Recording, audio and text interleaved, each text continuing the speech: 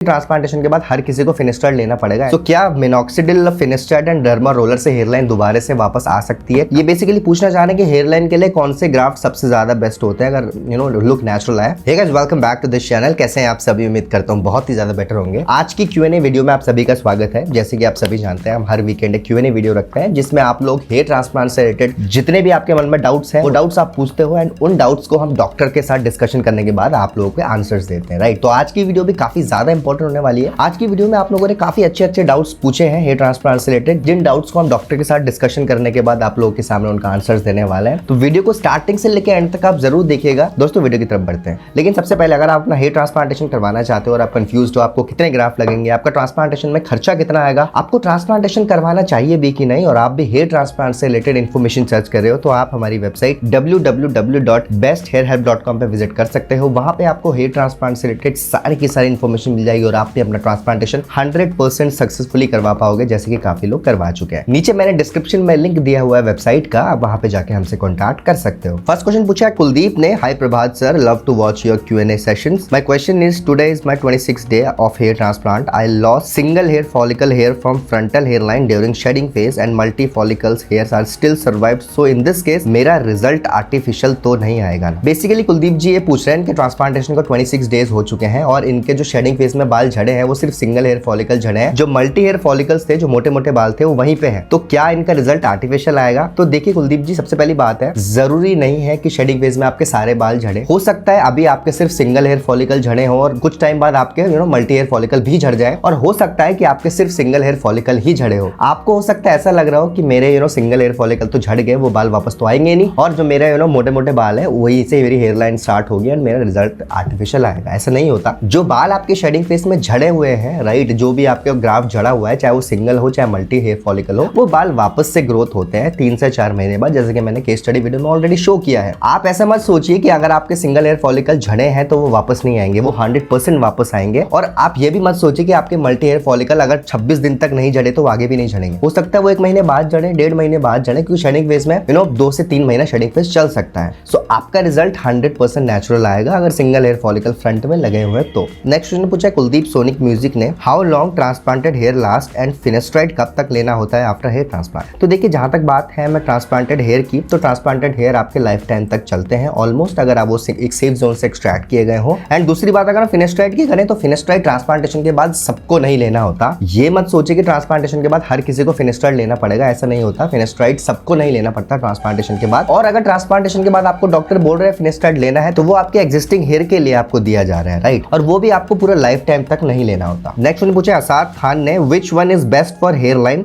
Double graft और single? ये basically पूछना चाह रहे हैं कि हेयर लाइन के लिए कौन से ग्राफ्ट सबसे ज्यादा बेस्ट होते हैं अगर लुक नेचुरल है। तो ये चीज मैं पहले भी क्लियर कर चुका हूँ कि जो हेयर लाइन होती है फ्रंट वाली और जो टेम्पल्स होता है, इसमें सिंगल हेयर फॉलिकल ही लगाए जाते हैं। पतले पतले बाल जिनको हम बोलते हैं वो वही लगाए जाते हैं इनिशियली। आप किसी भी नेचुरल इंसान को देखोगे जिसका ट्रांसप्लांटेशन नहीं भी हुआ है, जिनकी अच्छी हेयर लाइन होती है नेचुरली, उनकी जो हेयर लाइन होती है उसमें बहुत पतले पतले बाल होते हैं, जिस वजह से जो लुक होता है वो नेचुरल लगता है। आप अगर फ्रंट में डबल लगा दें या multi hair follicle triple graft लगा दें, तो वहां पे क्या होता है कि रिजल्ट तो आता है, डेंसिटी भी अच्छी लगेगी, लेकिन लुक आर्टिफिशियल लगता है। मतलब वो साफ पता लग जाता है, बहुत प्लगी सा अपीयरेंस आता है, बहुत मोटे मोटे से आपको दाने भी दिख सकते हैं फ्रंट हेयर लाइन में, तो उस वजह से जो लुक होता है वो आर्टिफिशियल सा लगता है। सो हेयर लाइन के लिए single hair follicle is best option. Next मैंने पूछा आई एम दीप ने, are there any natural DHT blockers because some people claims that few food can be helpful in blocking DHT, but can they be an alternative for finasteride and up to what extent they can help, especially someone who wants to stop taking it? Okay, तो देखिए आयमदीप जी,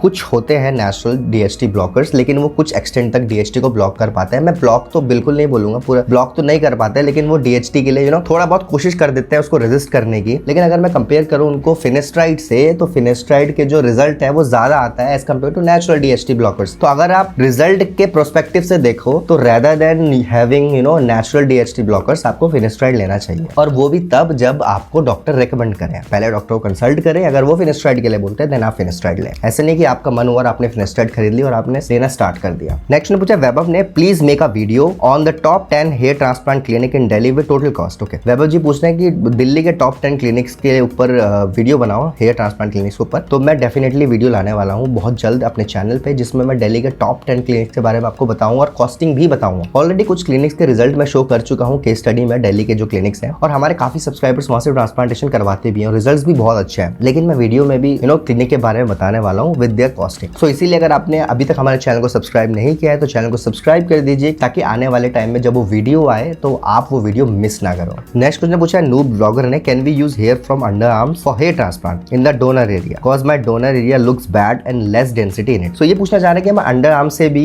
hair को extract करके implant कर सकते हैं जहां भी हमें जरूरत है। तो देखिए हम कर तो सकते हैं, लेकिन वो प्रेफरेबल नहीं होता, वो रिकमेंडेड नहीं होता। अगर आपका डोनर एरिया वीक है, राइट, आपको लग रहा है जैसे आपने बताया आपका डोनर एरिया काफी थिन है, डेंसिटी कम है, तो डोनर एरिया के बाद जो दूसरी प्रायोरिटी दी जाती है वो आपके बियर्ड को दी जाती है, राइट। बियर्ड भी अगर आपकी अनफॉर्चुनेटली थिन है तो तीसरी प्रायोरिटी आपके चेस्ट हेयर को दी जाती है, बॉडी हेयर्स को दी जाती है। मतलब अंडर आर्म्स के जो हेयर होते हैं उनको कंसिडर ही नहीं किया जाता ट्रांसप्लांटेशन के लिए। सो आप यूज कर सकते हो, लेकिन डॉक्टर आपको कभी रिकमेंड नहीं करेंगे इसको यूज करने के लिए। नेक्स्ट क्वेश्चन पूछा साहिल ने, maybe it's a repeat question but I would like to ask, क्या ट्रांसप्लांट हेयर बाद में पूरे शेव करें तो फिर से आ जाएंगे या फिर ज्यादा टाइम लगेगा इनको और बालों से? बेसिकली पूछना चाह रहे हैं कि ट्रांसप्लांट के बाद अगर हम शेव कर लें तो क्या वो वापस वैसे ही ग्रोथ होंगे जैसे नेचुरल ग्रोथ होते हैं, या फिर इनमें ज्यादा टाइम लगता है? तो देखिए मैं इसका आंसर पहले भी दे चुका हूँ, बिल्कुल नेचुरली हेयर ग्रो होते हैं जैसे नॉर्मल हेयर ग्रो होते हैं, ज्यादा टाइम नहीं लगता। At the end of the day these are your natural hair और ये बिल्कुल सेम स्पीड से ही ग्रोथ होंगे। नेक्स्ट उसने पूछा है अनाम डिवेंजर ने, if a person had good donor area and his hair is receded almost level 1 so those hair can be restored again via minoxidil, finasteride and derma roller, need your assistance for this. ये basically पूछना चाह रहे हैं कि अगर first grade का बॉन्डने से मतलब अभी हेयरलाइन रिसीड होनी स्टार्ट हुई है और लेवल 1 पर हेयरलाइन रिसीड हो चुकी है, तो क्या minoxidil, finasteride and derma roller से हेयरलाइन दोबारा से वापस आ सकती है? काफी लोगों का ये क्वेश्चन रहता है, स्पेशली यंगस्टर का जिनका हेयर लॉस होना भी स्टार्ट होता है, कि अगर उनकी हेयरलाइन रिसीड हो चुकी है तो क्या मिनॉक्सिडिल, फिनेस्ट्राइड और डर्मा रोलर से उनकी हेयरलाइन वापस से ग्रो हो सकती है? तो इसका आंसर सिंपली मैं कहूंगा नो, ऐसा नहीं होता। हमें हजारों लोगों ने अपना एक्सपीरियंस शेयर किया है जिन्होंने स्टार्टिंग में मिनॉक्सिडिल, फिनेस्ट्राइड और डर्मा रोलर का यूज करना स्टार्ट किया था।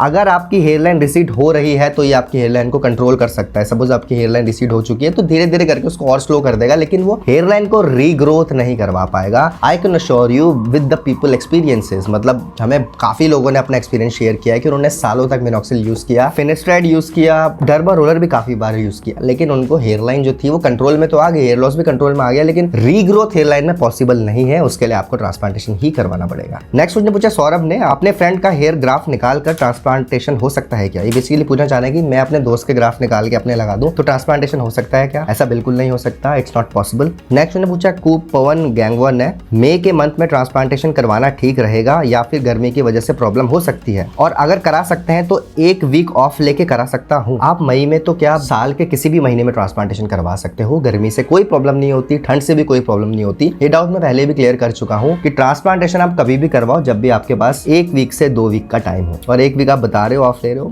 More than enough. नेक्स्ट ने पूछा गेमिंग अदर्स ने, डर्मा रोलर यूज कर सकते हैं ट्रांसप्लांटेड एरिया में बेबी हेयर के लिए? तो देखिए आप डर्मा रोलर यूज कर सकते हो, लेकिन कुछ टाइम बाद, राइट। आपको ट्रांसप्लांटेशन से 1 से 1.5 महीने तक डर्मा रोलर बिल्कुल भी यूज नहीं करना है, स्पेशली आपके ट्रांसप्लांटेड एरिया में। उसके बाद भी आपको तभी यूज करना है अगर आपके डॉक्टर आपको रिकमेंड करें। आपको ऐसा नहीं है कि आपने किसी से कंसल्टेशन ही नहीं लिया और आपने अगले हफ्ते से डर्मा रोलर यूज करना स्टार्ट कर दिया, क्योंकि इससे क्या होगा, आपके ग्राफ्स डैमेज हो सकते हैं। सो गाइस ये थी आज की वीडियो। उम्मीद करता हूँ आपको आज की वीडियो पसंद आई होगी। अगर आपको आज की वीडियो पसंद आई तो हमारी वीडियो को लाइक करिए, अपने फ्रेंड्स के साथ ज्यादा से ज्यादा शेयर करिए, एंड अगर आप फर्स्ट टाइम हमारे चैनल में आ रहे तो प्लीज चैनल को सब्सक्राइब कर दीजिए, क्योंकि आने वाले टाइम में बहुत सारी ऐसी वीडियोस लाने वाले हैं जिनकी नोटिफिकेशन डायरेक्टली आपके फोन में पहुंच जाएगी। Thank you so much for watching guys.